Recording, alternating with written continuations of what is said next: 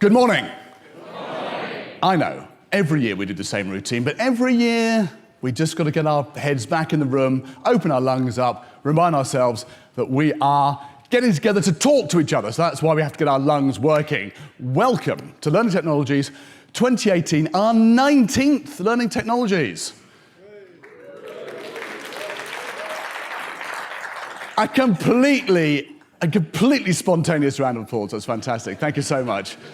And I'm Donald Taylor, I'm your chairman. It's my job to go through the classic 3 Gs of being a good host: be generous, be geriatric, and get off as quickly as possible. That's just the way I have to get off the stage. My job is to make sure that I get through the housekeeping, ask you a question, make sure that we talk to each other as quickly as possible, get our heads in the game, introduce our keynote, get off the stage, and get our conference off to a great start. I'm going to get through some housekeeping very quickly.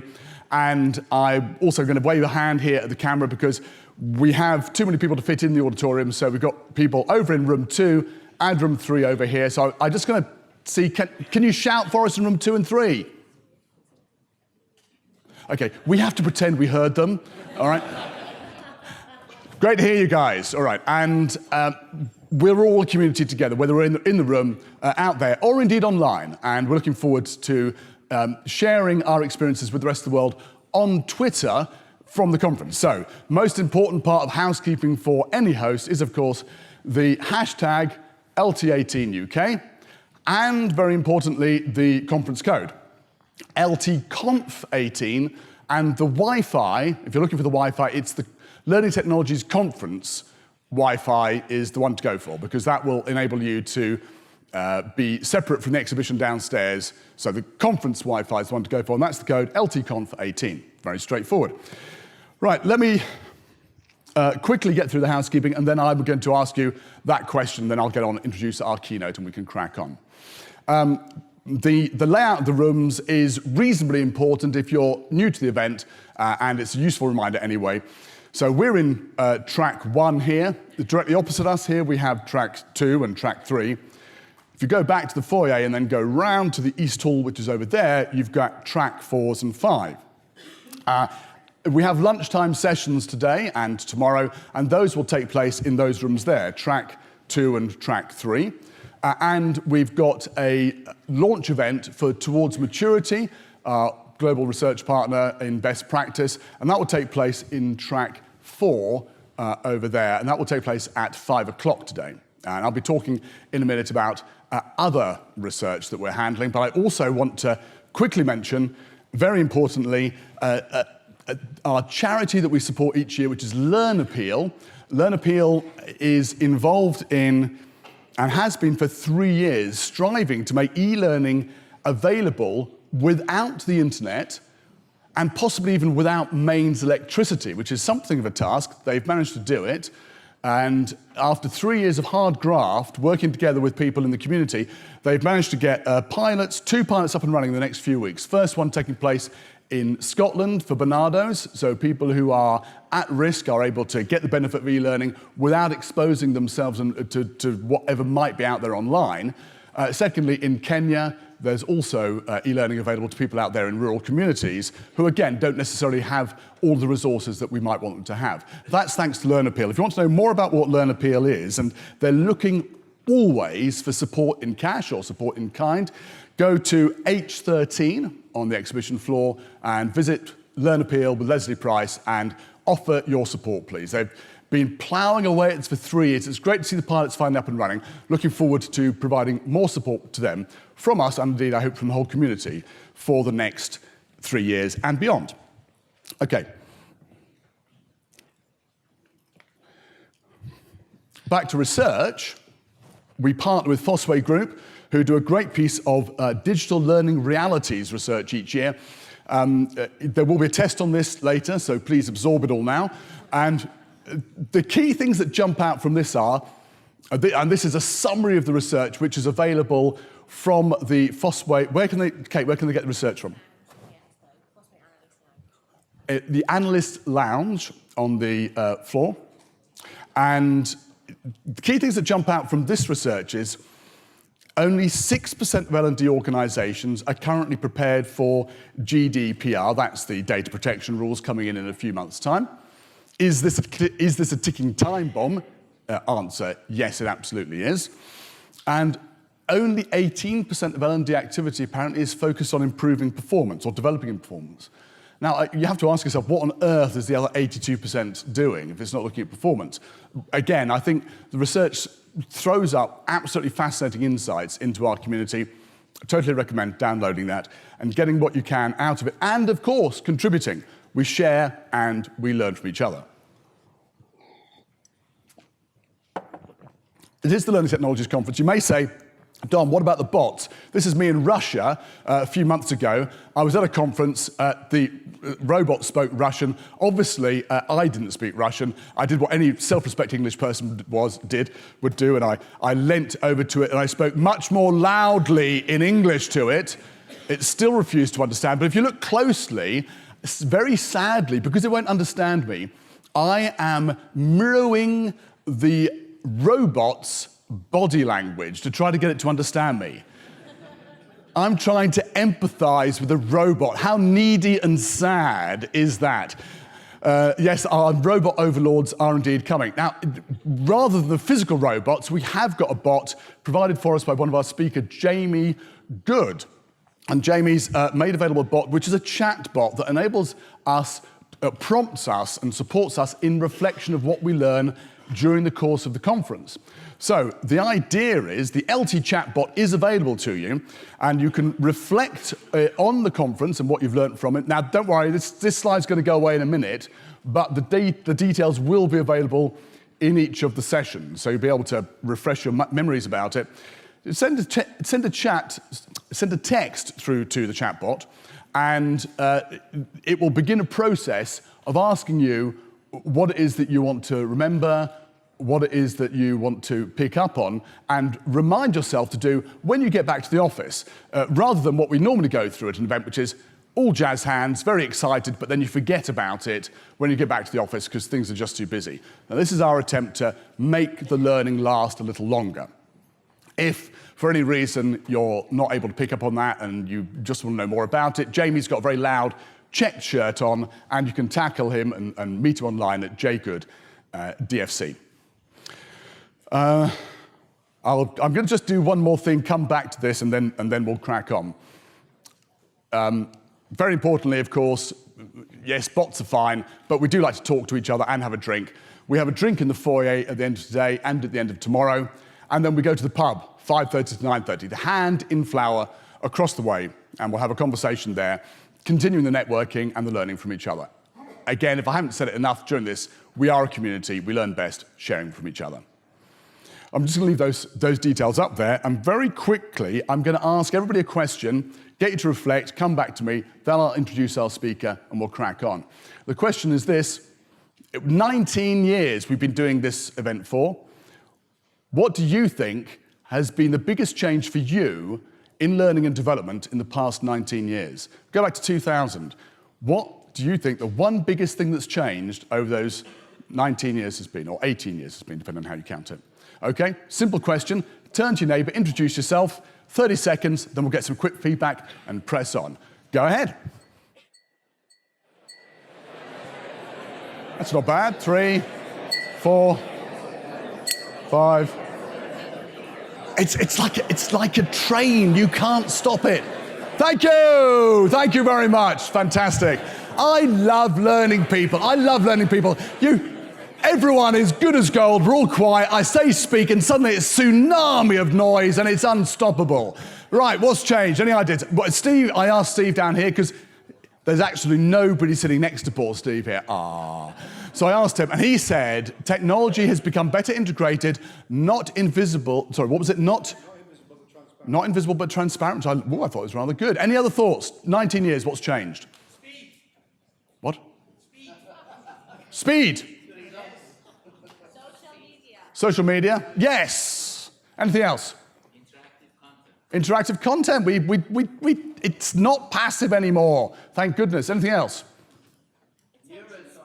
Proper understanding of the brain. Well, neuroscience, to better understand the brain, okay, the problem is, of course, we now know just how much we don't know, but at least we do know a lot more than we did know. And yes, what was that? Oh yeah, attention span, yes. Anything else? That's it. Lots of things. Mobile, connectivity. We are increasingly living in a world where what we do is technologically focused. I try not to turn on my phone first thing in the morning. I put it in a different room, and nonetheless, I know it's there waiting for me, even if I'm not part of it. We are integrated in ways we never have been before. And this business of living in this integrated, fast, speech-recognizing world where we are living our lives, working and learning differently has transformed things. Fortunately, we've got a great speaker who's going to take us through some of the implications of that, not just in how we live and work, but in not just how we learn and work, but also how we live. It's a very short introduction to him. Our keynote speaker today is the global futurist and founder of Fast Future Research. That's fine. He spent his lifetime looking at what the future holds for us and how it's going to change how we do a number of things. He's come off the back of doing a substantial amount of research into learning and development and education, how that's going to look in the future. But for me, when I said to him, Rohit, how do you want me to introduce you? What's the most important thing? He said, Don, probably I'm the only speaker you've ever had on stage who's on Interpol's most wanted list. There's no answer to that. It is completely legitimate. It also involves a night in a Dubai cell, yes. I'd like to just point out, it is a case of mistaken identity. He is not the drug-dealing Brazilian baron known as the Penguin. This is all quite true. He's not that man. He is a fantastic futurist who's going to shake up our ideas. Ladies and gentlemen, please welcome Rohit Talwar. Rohit.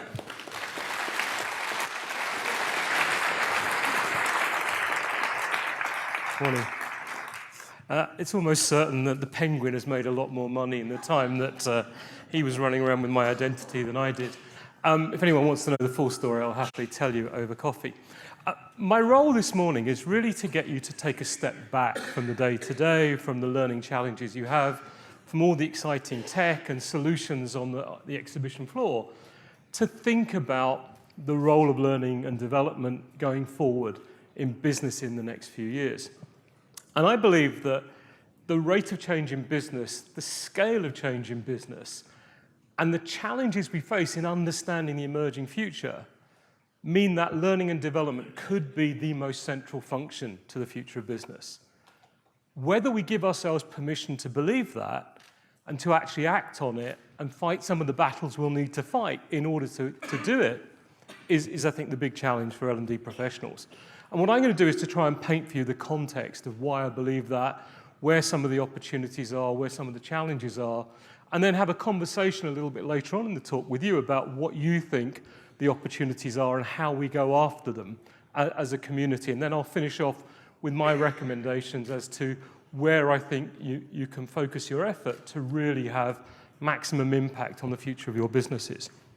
So where do we start? Well, I think unless you've been asleep for the last 20 years, what we can see is a dramatic shift in the nature of the environment we live in, the speed at which change is happening, the complexity of the issues, our complete lack of understanding in some respects as to what happens next. So anyone who tells you they know what will happen as a result of whatever version of Brexit we do is probably largely guessing, because we don't know what's going to happen.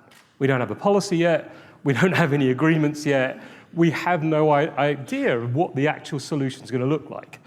Best guess is we'll leave in some way, but we'll spend a huge amount of money building systems and processes so that most of us don't feel like we have. So that we kind of have a version of it. But what we don't know is there was some research yesterday that said, the government's own research said that under any scenario, the UK is going to shrink as an economy for about 5 years afterwards. That's not really very positive. But what we do know is the whole environment is changing quite dramatically. And for all of us, the challenge is with technological change, with social change, with economic change, with political change, how do we navigate that emerging environment? What is it that we're going to need in order to be able to understand in order to survive and thrive that emerging future? Because I believe that whether you're an individual, you're an organization, or even a government, your future isn't assured. All of us are being challenged with questions about our existence. What is the value we're adding? Why do we need you? If you're a bank today, you are being challenged to say, what is it you do that you alone can do and that you're adding so much value with that no one else could do it? All this other technology could do it for us. Every person on the planet is being asked to consider what their role is in the future. What is their unique skill set? What is the capability they bring? And why do I need you and why can't I disrupt you in a sense and replace you with technology or do whatever you do in a different way? So I have a lot of arguments with some doctor friends about would AI replace them? And AI won't replace them. AI will do a different task that the paymasters want it to do that won't be quite the same as what a doctor does, but it will deliver an outcome. And that's what's going to happen in an awful lot of cases. It's not that we'll directly replace people, it's that AI will do different tasks to achieve the outcome in very different ways. So if you look at what's happening around things like the legal system, lawyers will argue with us very strongly that they can't be replaced by AI. But then you go to places like the UAE and Singapore and they're saying, yeah, we could spend the next 50 years arguing with the lawyers about this, or we will just rewrite the law in software so that we don't need the lawyers. Because at the moment, lawyers write very complex law, so that then we need the lawyers to interpret it for us. But if the law becomes software that with rules in it that any individual could understand, then we don't need the lawyers anymore. And this is going to happen in sector after sector, where the way the game is played is going to be very different. We're not just changing the game, we're changing the rules of the game. And so all of us are being challenged with these questions, and as organizations we're being challenged to say, where is our purpose? Where is our added value? What makes us different? And I think the organizations that are doing the best job at this, whether at a strategic level or at an L&D level, are thinking about 3 time horizons. Firstly, they're saying, what is coming in the next 12 months, and what are the critical things we need to bring into land in that period in order to really move the needle? That's not what is everything that's on our objective list, which is always way too much for most organizations. But what are the vital few things that we actually have to do to move this organization forward? And what is it we need to be aware of externally that could impact that? Secondly, really good organizations also have a sense of where is innovation and growth going to come from, and from an L&D perspective, how do we support the direction the organization's going in terms of learning, in terms of innovation and growth? And that's where we really want to understand what might change in the world around us that could help us with our strategy, that could get in the way or could give us some new options. And finally, the very best also have an early warning system. They're looking out 4 to 10 years to say, how might the world around us change in the longer term? What are those big disruptions on the horizon that really might disrupt us? Now, we can't actually do anything with the information we have about what might happen in 5 or 6 years' time. So if I tell you that in 5 or 6 years' time, it's very likely that most of the people in your organizations are going to be storing personal data by that time on water, you're going to think I'm smoking something. But last year, we stored 1 million books worth of information on a single drop of water. So we will, by that time, have got to the point where we're doing some DNA storage of data. Now, you can't go back to your IT director and say, hey, here's my bottle of Evian, can you put my data on here, please? But if we understand some of those big forces that are going to be truly disruptive, we can create some scenarios for our organization, but also at the L&D level to say, what are 2 or 3 ways in which our world might play out given all these forces? And then we can come back and do the important bit, which is to say, how do we make sure we use the next 1 to 3 years to really get in shape to face whatever future might come for us? We don't know what it's going to look like. It's not about predicting one future and then hoping. It's about preparing for a range of possible futures. And this is a critical role I think L&D has, which is about making sure that the organization is innovative enough, forward-looking enough, and flexible enough to be able to cope with any eventuality and be able to respond to different scenarios as they might emerge. What we also know is that there's a kind of clash of civilizations going on at the moment, almost 2 different planets colliding on Earth. On the one hand, we've got the people who were born physical. We make cars, we build houses, we run hospitals, and we see the world in a very physical way. We might use technology, but we're not a technology organization. We're now colliding with a world of people who are born digital, the likes of Google or Alphabet as they're now known. They don't see cars, they don't see houses, they don't see people, they see data. And their view is that in order to be successful in delivering the outcome we need the data, and then we need the right algorithms to manipulate that data. And that's why someone like Google not only has the world's biggest search engine, it has the driverless car that's driven the most miles, it has a company that hopes to extend your life expectancy by 50 years. How do you motivate a 130-year-old L&D professional? It runs 2 airports. All of these things look very different from the outside, but to them they're all the same. They're all about data. And so our challenge as organizations is learning to become digital and then learning how to wrap the human element around that so we can navigate the world with a good digital platform behind us. And so I think there's a really powerful role for L&D if we can create headroom for that inside the organization, if we can create the belief that we are central to the organization's future, because our capacity in the future to innovate and differentiate is still going to be down to people. When most of us are automating more and more of what we do and starting to look very similar to our competitors, it's the quality of our problem solving, it's the quality of our relationship building, it's the quality of the service, it's the quality of our innovation that's going to differentiate us, and that's still going to be down to people. And therefore, underlying all of that is our capacity to learn and innovate quickly. We also know that the more we focus on technology, the more people are stepping back and saying, hang on, there's got to be something bigger here.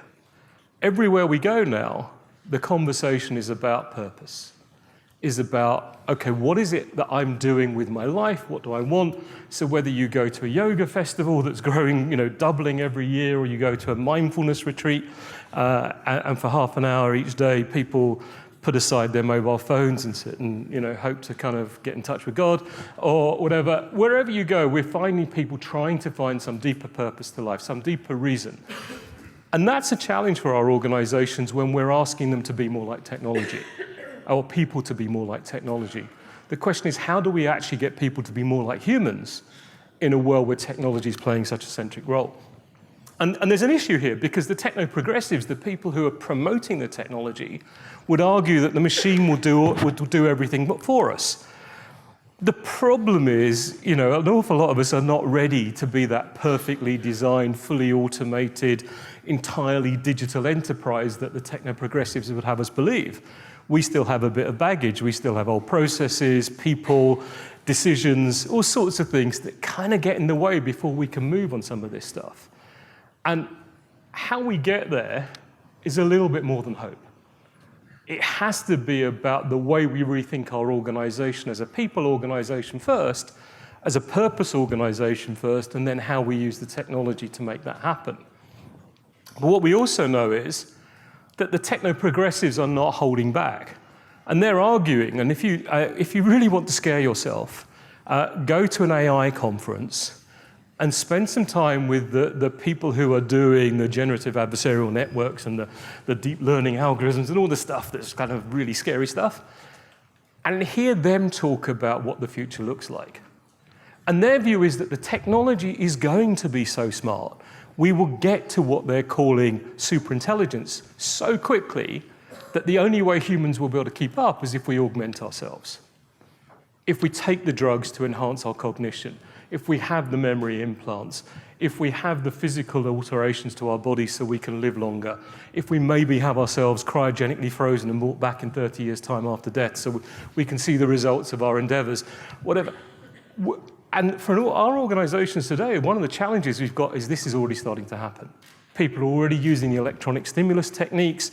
They're already using so-called nootropic drugs and supplements, and drugs like Ritalin, modafinil, Adderall, which are meant for sleep disorder and attention deficit disorder. People are using those to enhance their cognition. In some cases, 90% of students in US universities are using these to enhance their mental performance.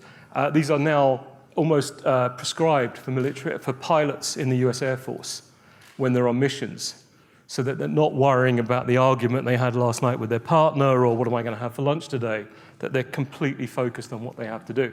So one of the challenges we've got already is that we did some work with an investment bank a while ago where they said, well, you know, about half of the people in the room are going to believe that you're going too slow however fast you're going because they're taking these supplements and they believe they can consume information much faster and process everything faster.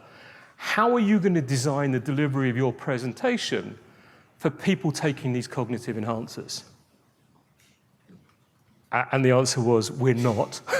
You know, I can't talk any faster and you understand it. But maybe I could do a lot of hand waving and they, you know, have pictures there that they're watching or subliminally flash messages on the screen. But it's a real issue for you guys, is how will your organization deliver learning and development solutions when people are starting to enhance their mental performance? When people, and we'll see this very quickly emerging into the marketplace. The nature of all change is it starts off very slow, and we start off denying its existence, and then suddenly it kind of goes quick, and then very fast. And so we will start to see this. If you're not already, we'll start to see this appearing in all our worlds. Another thing that I think is a big learning challenge for our organizations is learning to forget. Learning to let go of that which has served us. We all have a mental model of the world. We have a picture of how the world works. We have to. The world is way too complicated to understand it all in terms of everything that's going on. So we have a kind of set of assumptions, a story about how it works. That's how our business works. That's how I lead my life. And that enables us to get on and have a group of people go in roughly the same direction. The problem comes when the world no longer looks the way our model does, and our strategies and tactics no longer work because the world is so different to the model. And how people react then is fascinating. So what we see here is a picture that hangs in Reina Sofia in Madrid. And this is a picture created by, it's the most amazing artwork I've seen in a long time. You walk in and literally my breath stopped. It covers a wall, and it was painted by a 16-year-old girl called Angela Santos in 1929. To me, this was stunning. To her parents, they thought she was ill.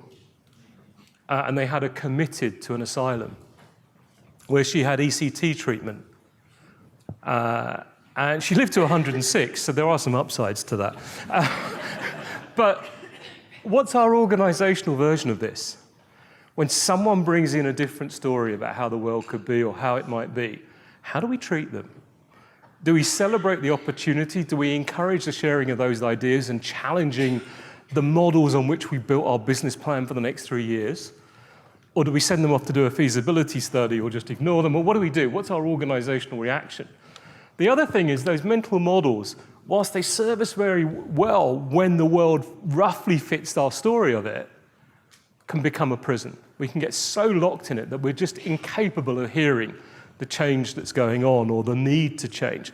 And for us as L&D professionals, that's one of our biggest challenges now, is that the world is going to look so different. The models to succeed in the markets we're in are going to look so different that our organizations might fail simply because we're incapable of changing our mental model and taking on board the new thinking. And we have this mind trap. We have this sense that we place way too much importance on our own thoughts and beliefs. We think that just because we had the idea, it must be true, it must be valid forever, and that we can take as long as we want to implement it and no one else is going to do anything. And I sit and spend a lot of time now with organizations where they show me very proudly their 100 million, 200 million, 500 million pound digital transformation program, and they show me the things that they're spending 20 million pounds building. And you say, but hang on, has anyone got a laptop? And we go onto the internet and I show them a software as a service version of that they can rent for £20 a month. And it's better than what they're building, and it's available now. And there's a challenge here for us all, which is the speed of change is really forcing us to all become Buddhists in a sense and learn how to let go of everything we think and let go of everything that we thought was true. And that, I think, is one of those critical roles where L&D can play a have a massive impact for the organization. And part of that is about bringing about a mindset shift in the way we think about our markets and the way we work with our customers. So I do a lot of work in financial services, so I use quite a few financial services examples. But for me, one of the most powerful ones still is, anyone here use Monzo, the app? Great, a few users here. What I love about this app is it's designed the way I think, and even more so, it's designed the way my kids think, my 20-year-olds. It thinks about how they want to lead life. So they don't want to buy a travel insurance policy for a year if they're only traveling for 12 days of the year. Nor do they want to pay 25 days of insurance for a 3-day trip. But what Monzo will allow them to do is, when they arrive in a destination, go onto the app and buy 3 days of insurance at 365ths of an annual policy. Their whole business is designed around, how do you want to lead your life? What services do you need to do that? How do we provide them in a way that you'll keep using them and bringing your friends? And then how do we make money out of doing that for you? Which I would argue I don't see many organizations doing. Genuinely building their business around the customer, and then saying, how do we make money out of doing that? Rather than saying, how do we make money and how do we get you to do what we want you to do in the way we want you to do it? Oh, sorry, go back to that one. It's just, I like that slide. We're also in a world where part of what's challenging our mindset is, how do we view the future? There's one view that says it's all a sort of Star Wars, winner takes all, destroy the opposition. There's a limited size of the pie. We have to get the biggest share. So we put an awful lot of effort into competing for what there already is. Then there's another view that's more of a Star Trek view that says, actually, the global economy could grow from about $78 trillion today to maybe $120 trillion in the next 7 to 10 years. Over 50% of that will come from industries and businesses that don't yet exist. To me, that smells of phenomenal opportunity. And so, and the thing about Star Trek was there was abundance. Whatever you wanted, you basically printed it on your replicator, and there was no money. It was a world of complete abundance. We have done some quite interesting projects with people, just trying to get them to think about, how do you do business in a world with no money? How do you measure value added? And there's a few banks been working on this, and Iceland's done some work on this. But there is this whole kind of belief that the science and technology coming through will create abundance and will challenge all our notions of money, which was where Bitcoin first came in as the global currency for that. Now it's become a speculative frenzy. But we're at that point, and the mindset we have, and what mindset are we creating in our organization? Are we building an abundance mindset? Are we helping people to think about what's out there beyond what we're serving today? Where are the next markets? Where are the next opportunities? What products and services could we offer them? Or are we focusing on how do we compete for what there already is? And maybe that's becoming over-competed. That abundance story is in particular being driven by a whole set of science and technology developments that are moving at an exponential pace. We've all heard of Moore's Law in IT, the idea that the amount of computer power you can buy doubles roughly every 18 to 24 months. That's the basic sort of exponential technology that we all know about. But we're seeing similar sorts of things happen in a whole range of fields of science and technology. You take the food industry. 4 years ago, Mark Prost in his laboratory created the first laboratory-grown hamburger. It cost about 325,000 euros to make that one burger, and it tasted like your shoes. Roll the clock forward to last year, same laboratory, same hamburger, 11 euros, and now tastes like Burger King beef. I'm a vegetarian. There may be people from Burger King here, so you're going to have to tell me what the level of quality improvement is in that story. But go forward another year or two, and they'll be down to about 50 cents. That is exponential, and that will be hugely disruptive to the fast food industry. And we're seeing this happen in all sorts of fields of science and technology. And one of the biggest things that we see going on with learning and development in cutting-edge organizations now is around how we get the leaders of the organization, senior managers, and then all the way through to understand these emerging technologies and understand their potential, understand the opportunities they create, understand the new business models they enable, understand the totally different ways of working they bring to us because of their power. And then start to think about, okay, how do we do business in that?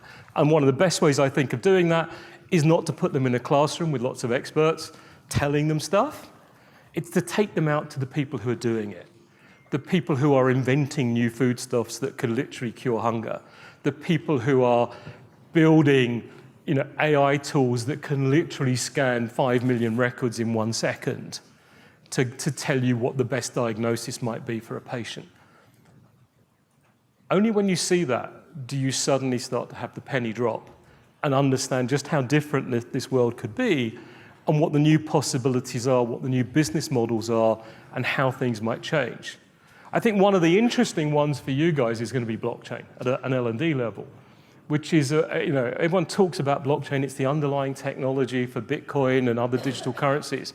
But this idea of a super secure distributed mechanism through which we can share information and no one can go back and change the records, to me, that's the key part about it. Suddenly starts to become a very powerful tool for credentialing. Whether it's your academic credentials, your workplace training, it's transferable. So we can start to track what's going on in a far better way. We can verify what people have learned. We can verify their skills. And you can't erase it. You can't change it. Someone can't steal your credentials. And I think that's going to be one of the biggest areas where technologies like blockchain are going to have an impact in this world. And as part of our research, we saw a whole range of technologies. I'm not going to pretend to explain all of these or try. But what we saw was there's a massive array. I think it's a really interesting report, this NMC report, about how technology could impact. In this case, it was higher education. But if you look at this array, what we saw was examples at every level from nursery through to adult education, where these technologies are starting to be used in very effective ways to support the learning journey and to support the achievement of learning outcomes. What we also know is that IT is going to become all pervasive. I mean, although we think it's in every part of our world today, for most of us, it's not yet in our clothing. It's not yet in our food. But what we'll see is physical objects will move from being inanimate physical objects to, they're starting to become data now. We start to count almost everything. But soon we'll be putting sensors in. Already last year, we started to see people put sensors on bananas so we could track their movement. Now, we might laugh here, but 40% of all the fresh food in the world is wasted because it can't get to market properly. It gets destroyed in the storage places. If we can track it, we can move it, and we can start to eliminate issues like hunger. So not a bad thing. But then beyond that, we can start to imagine literally every object on the planet becoming a computing device. Last year, we saw people doing computing transactions on bacteria. So we're moving into a world where everything could become part of a giant connected technology ecosystem underpinned by the internet. And the internet has gone through a significant evolution. So we went from it being just about passive consumption of information to social connection with social media. Now we're connecting everything up. We have the so-called Internet of Things or the Internet of Everything. Now we're moving money on the internet. We have money that only exists on the internet or the digital currency. So we're seeing an evolution, and that starts to make it much more central to all our lives. It starts to make it a core fabric, almost like electricity, without which people won't be able to exist. I don't know today whether people have sufficient digital literacy to understand how central the internet will become to their existence, and actually a very real chance that people won't be considered as citizens unless they're on the internet. That everything we do will be done via the internet, and if you're not on it, then your ability to bank, government's recognition of you, your ability to access services, your ability to apply for jobs, your ability to employ people may be limited if they're not on those platforms. I don't know whether we have that kind of digital literacy in our organizations today to truly understand where this is going and how fast it's moving. We also know that there are these game-changing technologies. Well, all technologies are disruptive in one way or another. For me, artificial intelligence is the kind of mother of all technologies.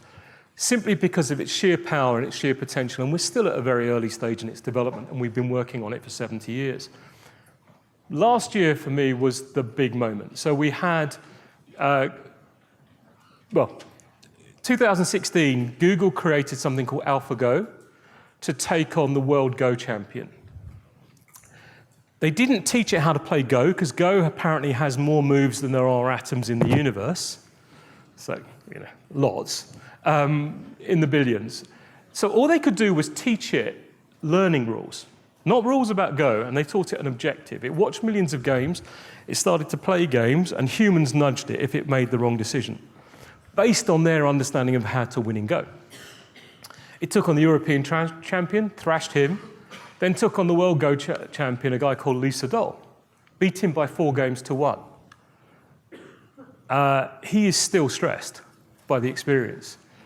In all 4 games, he retired stressed. The machine did not get the equivalent of checkmate. But basically, it was outthinking him.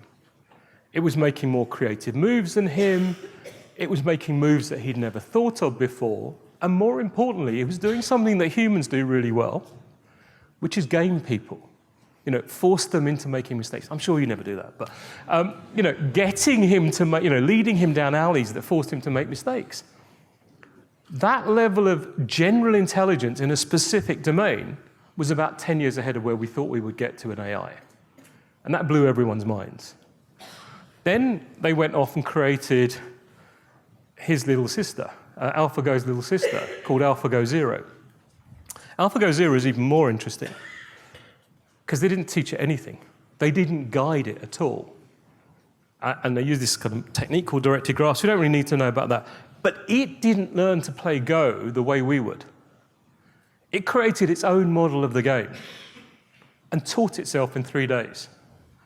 And then took on its big brother and beat its big brother by 100 games to 0. And this is a tool that's taught itself in 3 days.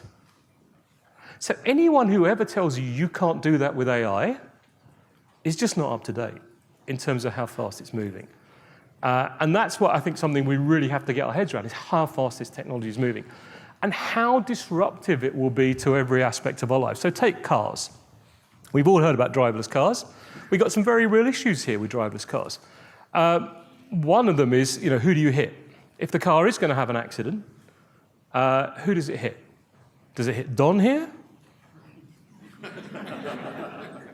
Very successful, twilight years of his career. Or does it hit this young lady over here, Helena, my researcher, who has the world in front of her, incredibly brilliant, wrote this presentation? What's their economic potential? And through facial recognition now, we can look at them, we can look at everything about them and say, who do we hit? More interesting, what if you're in a country where religious leaders hold all sway? Do we hit Don, Helena, or the 80-year-old religious leader who's there as a stalwart of society? Now, Don we know loses in both scenarios, but does Helena also get taken out in this one? So we're going to have a really interesting issue where we have all these ethics, but we're also going to have the potential for the cars to own themselves. That instead of you buying a car, the car will just take you to work, and then take other people to work, take people to the shops, and be a taxi all day long. Therefore, it could literally be released into the community by the manufacturer and share its revenues with whoever made it, whoever services it, whoever refuels it. It also doesn't need insurance. It can just insure with the other self-driving cars on the road in a pool where they all just put some money in, and if one of them has an accident, that pool pays for it. We already have crowd-funded insurance. And the good thing about it is that those cars will change how much they have to put into the pool depending on their knowledge of traffic conditions at the time, how many cars are on the road, how many humans are driving at that time, which increases the risks.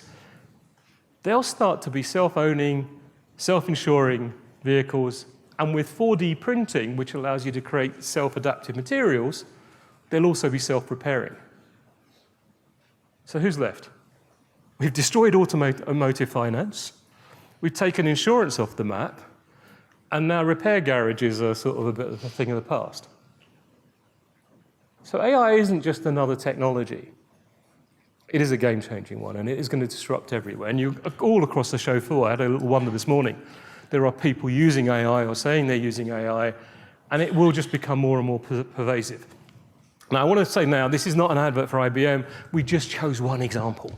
But what we're starting to see is people creating these platforms where they're embedding AI to support different aspects of the learning journey, and literally all the way through the learning journey. And you're going to see great tools about that. And I think getting our heads around what AI is, how it works, how it can support learning, how does it support your organization, what is the price point that you can afford for something, and what could you buy for that is a very important piece of learning for you in the next 6 months as an L&D professional for your organization.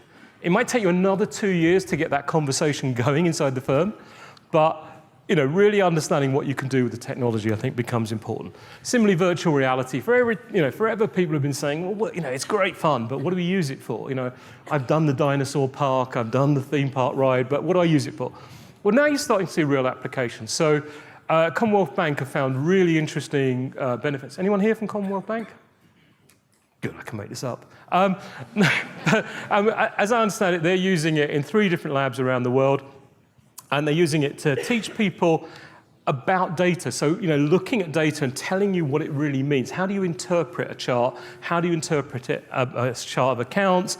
How do you walk around it and look at it and get the meaning from the data rather than just seeing the numbers? Secondly, teaching people about the innovation process and how it works and what stage gates mean and how you test an idea. And then finally, giving people the chance to look at different customer experiences and see how customers actually behave in their different environments.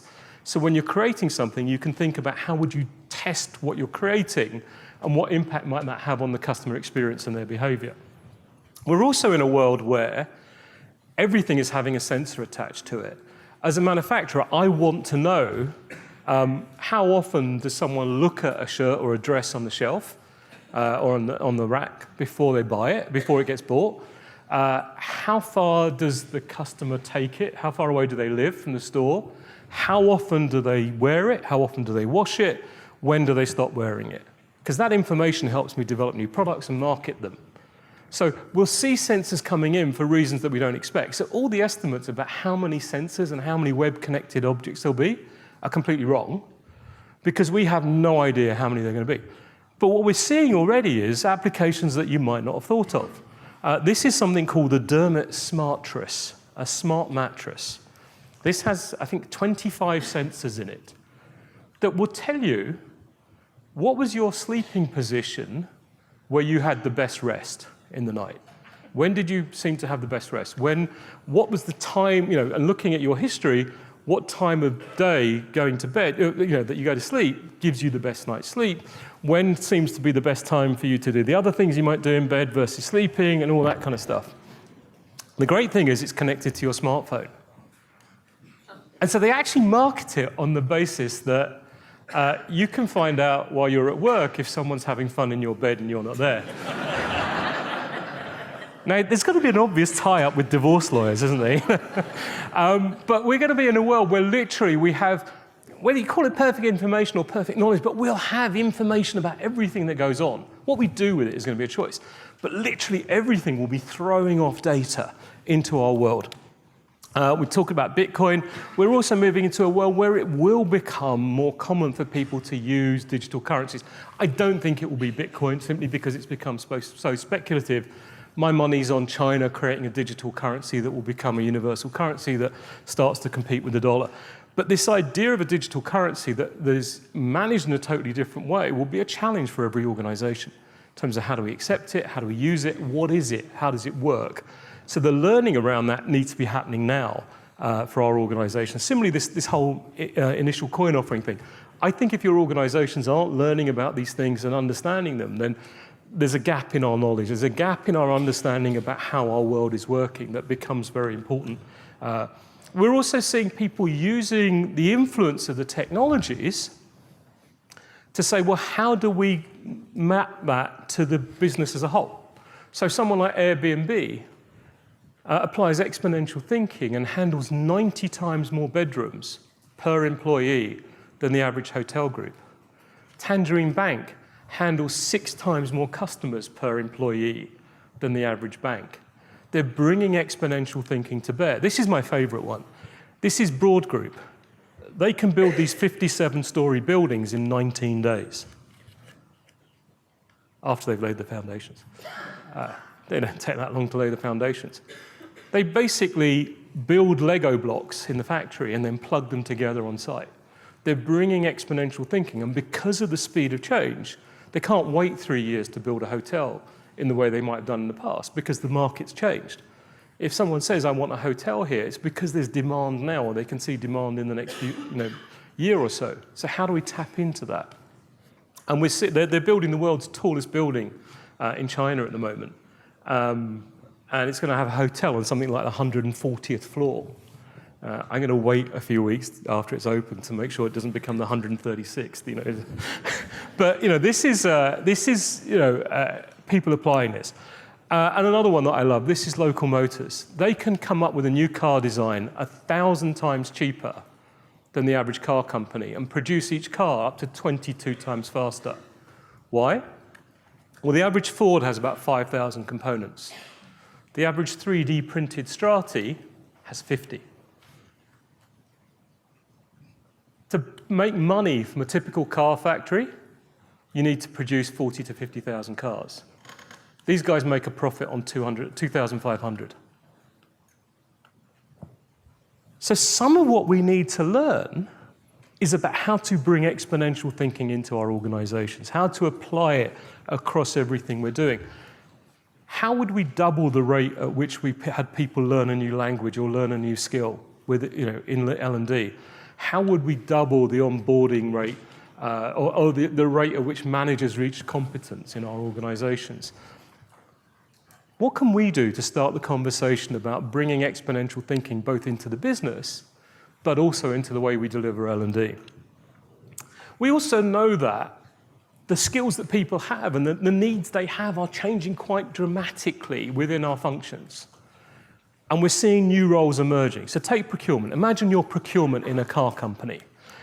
You started off buying the goods and services. You bought the dashboard, you bought the hi-fi system or whatever it was, the CD player for the car. Someone purchased the lighting. Then we moved to, we got very strict about it. We started to say, how do we get better value? How do we get better cost? And then when we started to connect our systems together to the suppliers, suddenly procurement had to become experts in data security, because everyone who connects to our business is now a potential weak point where we're open to cyber attack. So suddenly our procurement people had to learn all about data security and how to vet a potential supplier and validate that they met our standards. Then we moved to this idea of platform. So now if I'm buying the in-car entertainment for a vehicle, I don't want to buy something which this year delivers me great audio streaming and maybe video streaming, and then discover in 2 years' time when we want augmented reality and virtual reality in the car that they can't buy it, they can't service it. So now I want my entertainment provider to actually provide me with the platform that they'll upgrade over time that will enable me to offer new services into that same car. And similarly, the things I used to buy, so if I'm buying lighting for the factories now, increasingly I'm not buying light bulbs or fluorescent lights, I'm buying lighting as a service. So someone like Philips just has a contract with me to fit whatever lights it needs to, when we need it, to adapt it when we need it, to replace when things run out, and to take total responsibility for that. And now we've moved into the space where actually, because we have more and more stringent sustainability and environmental performance goals, procurement are going out and saying, how do you reduce your environmental footprint of what you're selling to us? Can you prove the provenance of where things have come from? And also, they're being asked to go out and source innovative ideas and opportunities that they can bring back to the car designers to say, here's something that this manufacturer has given us as an idea, or we've met a new research lab that has a totally different way of doing X. So the skills they need, the contextual awareness they need to do those 4 different types of procurement are very, very different. And how we evolve that, and how do we evolve solutions that are also wrapped around the platforms they're going to be using, the technology platforms to do their work, becomes more and more critical. We're also in a world where there's more and more talk about technology replacing people's jobs. And pick a different day, you'll find a different forecast that says how many jobs will disappear. We don't know. There was a piece on BBC on Monday morning where my colleague went to a warehouse in Chesterfield. It's an auto parts warehouse. They've gone from 160 people to 70. Sorry, 160 people to 90 through automation. And that's not untypical. And we'll see that happening, all over the place where people will go. The question is, will we create enough new jobs in the new businesses and create enough new businesses to take up the slack? The other thing is, if we're slimming down our organizations, will we need the same number of managers? What kind of managers will we need to manage a workforce where we've got humans, we've got enhanced humans, we've got AI, we've got robots all part of the workforce, and the AI and the robots are working 24/7 and therefore learning more.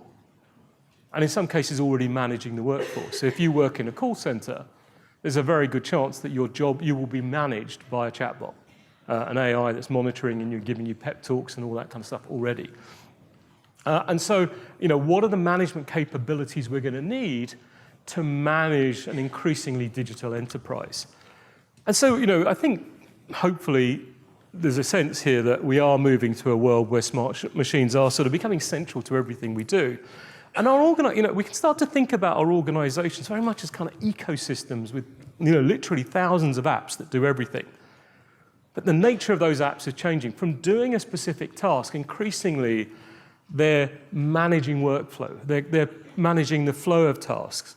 And so they're building into that the information that people need, the productivity information they need to improve their performance. And a lot of people are going to talk about this in the next 2 days. But they're also providing learning content. They're explaining to you how the task works. They're explaining context. In some cases, they're wrapping in video that explains more and more. And so what we see is that literally every platform, every application we buy now has some level of explanation that they're calling learning. You clearly as professionals might not. And others have very sophisticated design for the learning experience wrapped around the application. But the more we're building these in, the more we're seeing that everything is becoming a learning platform. And the challenge is, how do we as L&D professionals start to get involved in the procurement of the core business applications and evaluate the learning component of them to say, is this actually, are we going to get the productivity you expect from these tools? Or is the learning element not good enough and therefore not, are people going to struggle to understand how to use these tools and do what they need to, or are they going to struggle to solve problems when they arise or deal with variances? So we have a role as L&D professionals here, I think, in the selection of the new business platforms through which we're creating value as organizations. We also know that, we've already seen everybody, all the big players getting into the education space, and they have so much information, they have so much oversight of us already that their ability to monitor our performance is growing all the time. And their ability to tailor solutions is growing because they have, in the case of Facebook and Google, more than 1 billion users. The amount of information they're gaining on a daily basis and learning enables them to keep tailoring this stuff. So I don't know how you're integrating this in, but what is our understanding of their capabilities and what they can do for us in the world we're moving into? So it's very easy to forget what I said at the beginning about what will differentiate our organizations as being human.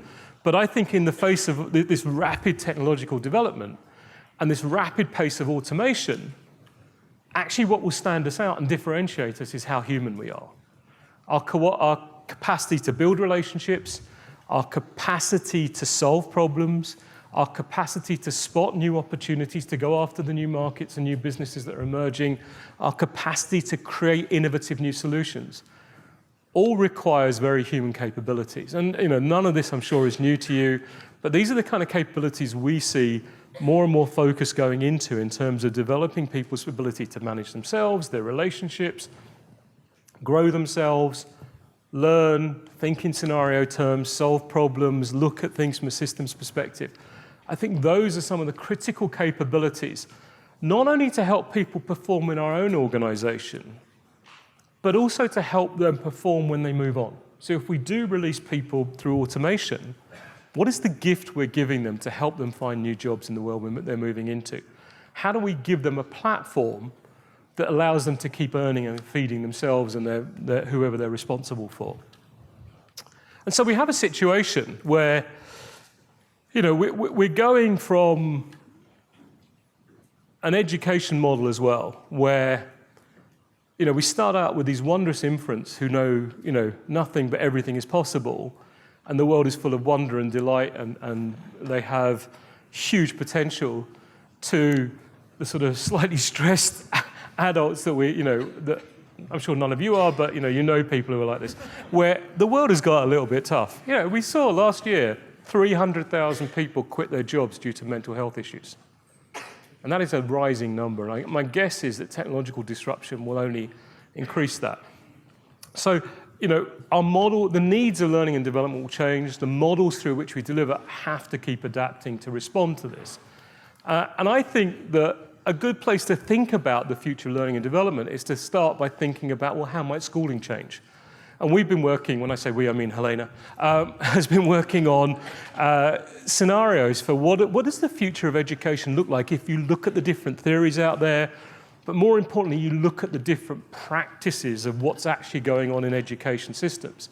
So there's one view, one scenario that basically says the children are what you might call techno-economic learning objects. They are devices to which we administer learning. Let's call this the UK. And this is all about highly personalized software that teaches you. This is about continuous assessment to assess your performance, but also your potential, to rank you where you'll be in society and what roles you might be capable of. The teacher's role is to help you learn the technologies you have to use, to configure the technologies to teach you what you have to do. The assumption is you will do many, many jobs in your lifetime, and you'll keep switching jobs, and you might do a portfolio of jobs, and then you'll have to keep learning, so we have to give you the skills that allow you to learn whatever tools you need. And there's a lot of responsibility on the businesses that take you on to teach you the job-specific skills you need for their particular job, and then you move on.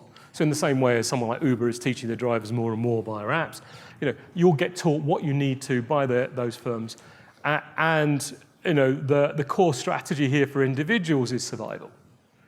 Your role is survival. And if you look at a lot of the way a lot of education systems are moving in the West, it's an evolution of this scenario. There's another model.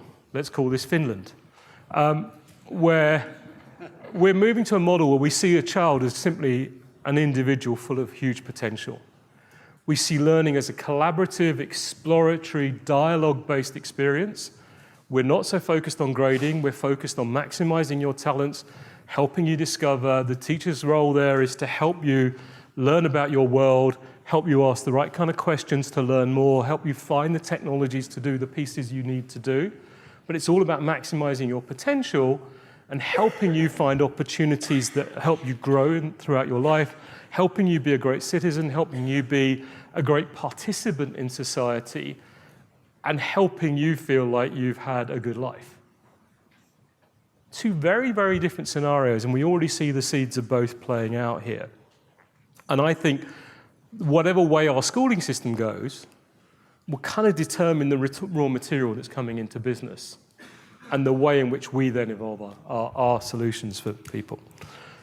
So we've got a bit of time. I'm going to wrap up with 5 minutes of my recommendations. We've got about 10 minutes, so I want to throw it open to the floor now, just for you to reflect, because I've said a lot. Some of it may have made sense, and some of it you might actually agree with, but both are fine. Let's throw it open to the floor to see if you've got any questions or comments on what you've heard so far. And if I just interrupt quickly as well, in rooms 2 and 3, Nigel and Rob will be with the guys through there. I've got my iPad. Any questions you want to put through, please tweet them through, and I will make sure that I put them to Rohit. So anything from the floor in this room? Can I ask a question? How would you explain exponential thinking to a public sector business? I'll just repeat that back. How do you explain exponential thinking to a public sector business?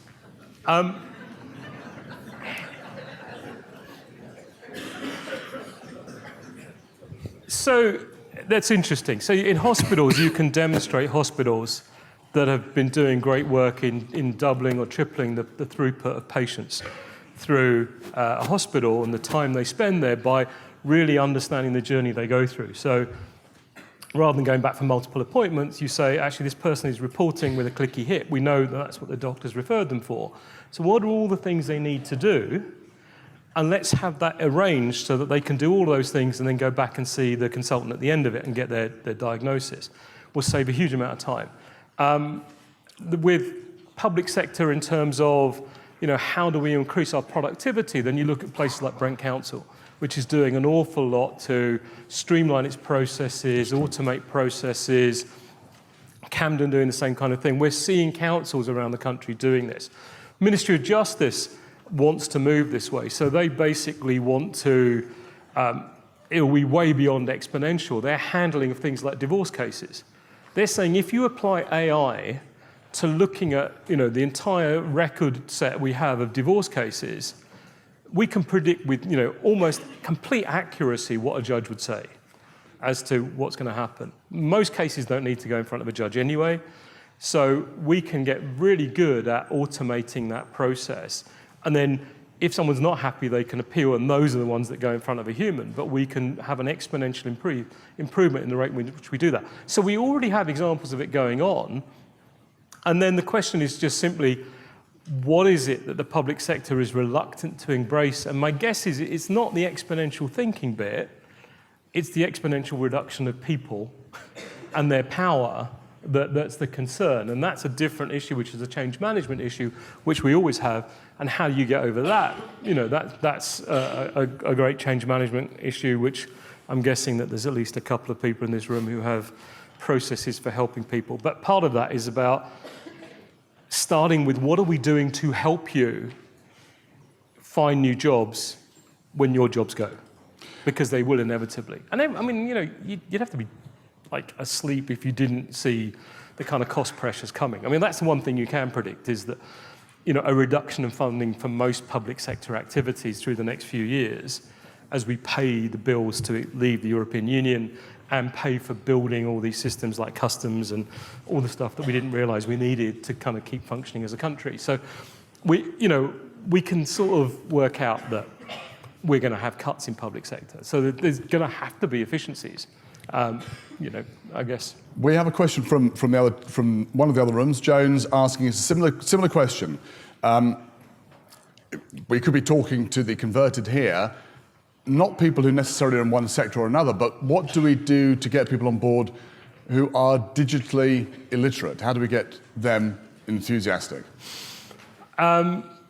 So it depends on who they are in the organisation and what their motivations are. But generally, may come as a shock to you, but a lot of organisations in the UK are motivated by revenue growth and cost saving.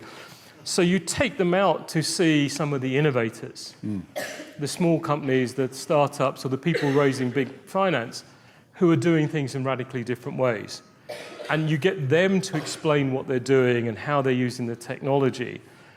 And then there's a need there created because people go, wow, the cataracts drop from the eyes. Yep. You suddenly see the potential of what's out there. For us, the best learning development experiences we create with people around emerging technologies is not to put them in a classroom or show them lots of videos. It's to get them out to meet the people who are doing stuff, get them into schools and see the kind of stuff kids are creating with things like Raspberry Pi, these tiny bits of technology, and blow their minds, and then they come back and they say, wow. And actually, that business of case studies being all important, we've got 80 people who are speaking or chairing during the course of the next 2 days, and a big focus as part of that is on case studies, trying to give you the ammunition to take back to work, to say, that's an example that I can see, not in its entirety, but reflected in some way in my work. So please, make that part of a task you give yourself for the next couple of days. Think about the case studies, and always case studies will be happy to be used as material in your workplaces. Yeah, so you had your hand up. Can I just say on the case study front, ask the people, if you're turned on by a case study and you think, well, this could resonate with our organisation or this could scare the crap out of them, ask for their business card and ask if you can bring some of your people to meet them and see what they're doing. Because the case study gives you some evidence to start the conversation. The site visit brings about a fundamental change in people. It's, that's the reason you come to the event live. Yeah. The processes of human connection change people more than reading stuff or watching it online, generally, I think, without trying to get into neuroscience at all. There was a gentleman here. You showed us two scenarios. One of them as techno-education, and the other one who is the student are active. But with the previous slides that you showed us, that, for example, 40 to 80% of jobs will be automated, everything will be done by AI, by machines. Do you see any future for the second scenario? Because AI is taking over everything. So where are we heading to? We just need to sit down, the machines will do everything, will work, they decide, they think, they do. So the second scenario, I guess, there would be no future for the second scenario, and we are going to head towards the first scenario. Well, so the first scenario is one where effectively humans are competing with machines all the time, and you're scrabbling around for whatever work you can get. The second scenario is one that acknowledges technology will take a lot of activity. So what do people do with their time? They fulfill their potential. If they're creative, if they're inspired, we happen to believe then they're more likely to create new businesses, new ideas, new services. Where I think there will be massive growth in jobs is in personal services, from therapists to yoga teachers, to working in the environment. We have some environmental challenges. So that there's going to be a phenomenal set of opportunities. Just let me finish and then I'll come back to you. There will be a phenomenal set of opportunities, and new businesses, new industries will still be created by people. And we need creative people to do that. And we'll need people with a high level of innovation skills, a high level of creativity, a high level of self-mastery. And that's why the Finland model, is the basis of that scenario. That high level of innovation, high level of thinking, wouldn't it be the future of the machines? Can't they do this better than us? And they work better than us, they think. But we just need to see it. We just need to see it, enjoy our life and see what they do. And I don't know why do we need to learn. And what happens to the learning in the future? That could be your complete choice, to sit and watch a concerto performed by a robot and look at art generated by a machine. I like seeing paintings created by real humans with all their flaws. I love going to watch blues musicians in Memphis who've been doing it for 80 years and never play the same song the same way twice. There's something that touches my spirit and my soul when I watch humans. So yes, we could watch the Robot World Cup, but to me it's boring. 2 minutes and I'm off. I like watching, because the robots don't kick each other and they don't try and take Ronaldo out of the game for the whole game. But there's a beauty in watching Ronaldo, Messi, or Eden Hazard avoiding thunderous defenders who are trying to break their legs. There's an elegance to that. And there's an elegance to what humans can create and the human imagination creates. We also are not socializing people today for a world of infinite leisure. Mm. So the first scenario doesn't actually prepare them for that, whereas the second scenario says actually the key purpose is about individual fulfillment. And then through that individual fulfillment, you may choose to use your basic income to just sit at home and be a landscape gardener or a landscape painter, or you may choose to go out and create some new solution for society or some new offering. So I kind of have hope here that actually if we start by seeing people as individuals with infinite potential, we create a much more human future for ourselves.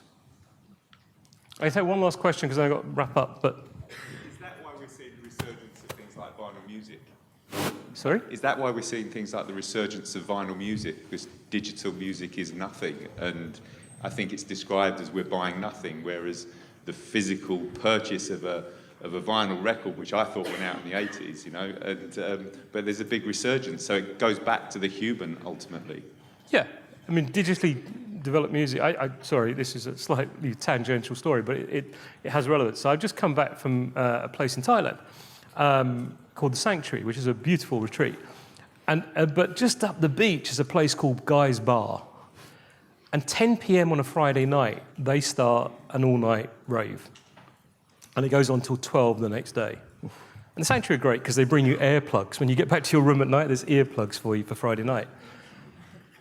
But literally, I swear, for all the moments I was awake from 10 p.m. to 12 the next day, all I heard was 120 beats per minute, and it could have been one track for all I knew, but it was, largely computer-generated or almost entirely computer-generated music. Now, maybe some people, are going to want that for the rest of their lives, but we want human creativity. We want, the fact that, if we go and see someone perform, they're going to be slightly different every time. There's going to be some element of creativity. We want humans to maximize their potential. I think, most of us. Gentleman here, is quite happy for the bots to do it for him, and I get that. Let's take the one question behind you, and then I'm going to wrap up. You can grab me afterwards to My question is related with all the changes that we see that are coming and the world changing constantly. How you deal with very traditional, old-fashioned companies that can, I wouldn't say resist, but takes a lot of time to go through these changes? What's your view? I mean, you live in that culture. I assume you're not just asking this out of curiosity, that there may be some level of interest, yeah?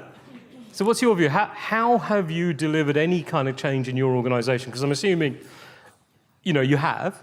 What does it take to get that organization to make something happen? A lot of work and a lot of time.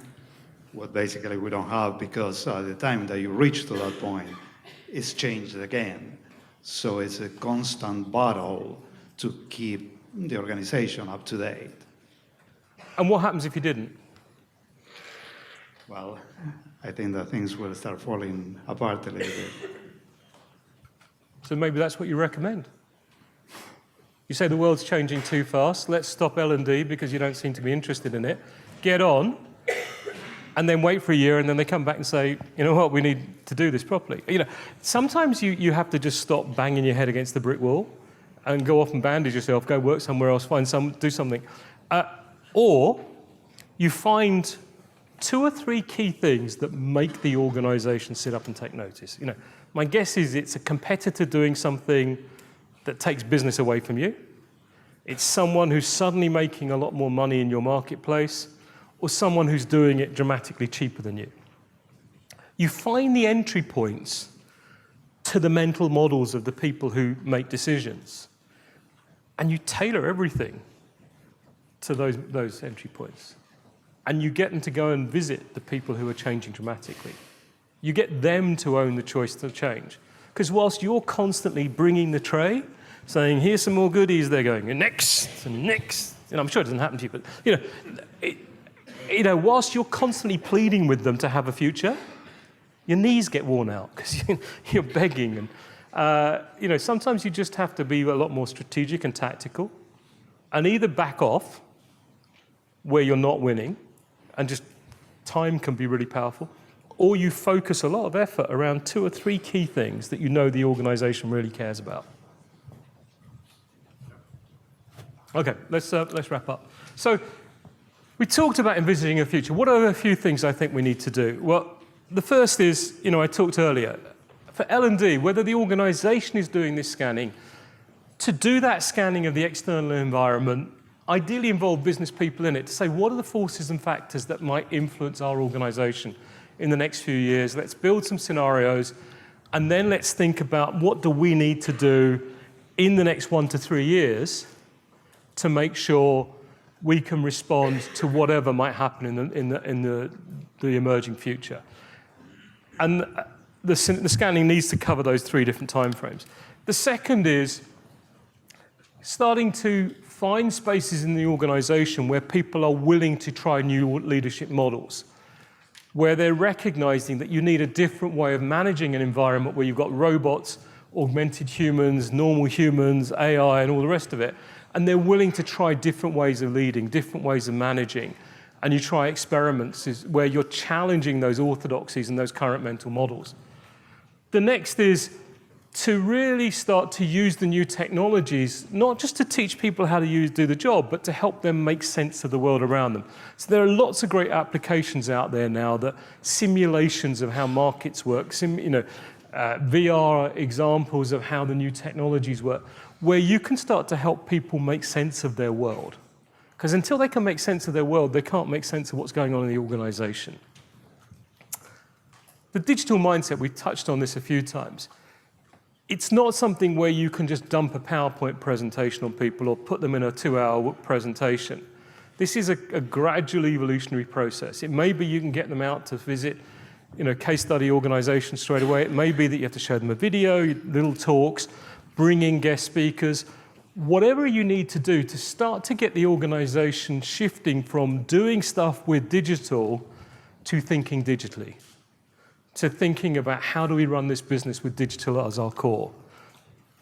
I don't want to get into the whole debate about micro-learning, but we're seeing these tools come through which are learning, enhancing people's performance on the job, building in learning components. They're not worried about L&D, they're just selling the applications that are workflow tools, job delivery tools. Really thinking about what is our role in assessing and evaluating and delivering the learning around those business-specific applications. Learning collaborations, I think these are very powerful. People won't talk to their competitors a lot, but when we see new technologies coming through, there's a point where we just need to do some learning. So actually getting 10 competitors together to say, let's fund a few sessions with the people who are doing the research in 3D or 4D printing, get them to come in, bring in a set of tools, let us all just have a look at them and share the cost between us to learn about this stuff and have our managers learn. What we do about it is where the competitive advantage comes. Learning about it can happen very fast if we collaborate and we can move forward. And through our industry associations, we can set that up a lot faster. The dirty little secret, I think, for a lot of us is the mental health issue in our organizations. And really starting to think about, on top of everything we're doing today, what else do we need to put in place that will help people start to deal with their mental health issues? Stress, what are the apps we can give people? What are the tools? What else do they need? How do we start to help people find breathing space so that they can recenter themselves and kind of put things in context rather than make the context overwhelm them or have the context overwhelm them? And then finally, for the people who are going to leave, what is the gift we can give them? If we're developing all sorts of tools to help people develop new skills, make sense of the outside world, learn about problem solving, learn about scenario planning, learn about collaboration, then why don't we make those available to people when they leave? So they can tap into that and keep their learning going, keep enhancing their learning and make that a gift to them when they leave. So they leave feeling like we've invested in their future rather than simply wave them goodbye. There's no extra cost to us in making these things available to them over the internet if we've already made the investment. But it's something we'd all want for ourselves when we left an organization, that the organization was still effectively funding our training. I hope what I've left you with is a sense of a very rapid pace of change that's going on. A lot of it technologically driven, a lot of it driven by this notion of exponential thinking. And that the idea that we could simply sit and wait for the answers or sit and wait to see what our competition does, I think is that opportunity is dying out now. And we have a real opportunity. I think what will stand organizations out in the future in an increasingly digital world where we could end up looking very similar to our competitors because we're all doing roughly the same thing. The thing that will stand us out is the quality of our people, the quality of our thinking, the quality of our problem solving, the quality of our creativity in coming up with new products and services, our capacity to build relationships with customers, our capacity to go out and find new markets and new businesses to serve. And those are all very, very human skills and very human capabilities.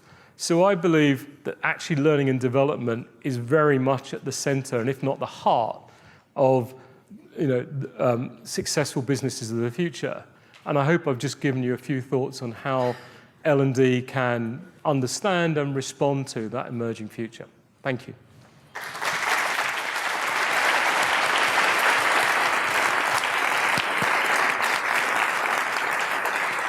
When I was 20, I spent a year travelling around Africa, and I found myself in the Jebel Mara in the middle of Sudan at one point with a donkey and very little else around me. I bought a donkey, long story. I was a day from the nearest post office. I don't know where the nearest telephone was. I've never in my life been as disconnected from the rest of the outer world. There were people around me, there were villages I was going to and so on. I've never been so disconnected from that world as I think I'll ever be in my life. Now, as you know, I'm in the twilight of my career, apparently. Looking back on it, I can say I'll never be as disconnected again. None of us, I don't think, will ever be that disconnected, a day's walk from your nearest post office. We are all ultra-connected, and I want to thank Rohit for bringing us vividly up to speed and helping us face some of the implications of what it means to be ultra-connected and what happens when that's coupled with AI. Rohit is shortly off to Singapore to help them make their change into the 21st century. He will be around for the rest of today and very happy to have conversations. But I do want to say thank you for helping us come to grips with a fantastic, fascinating and scary future. Rohit, thank you very much.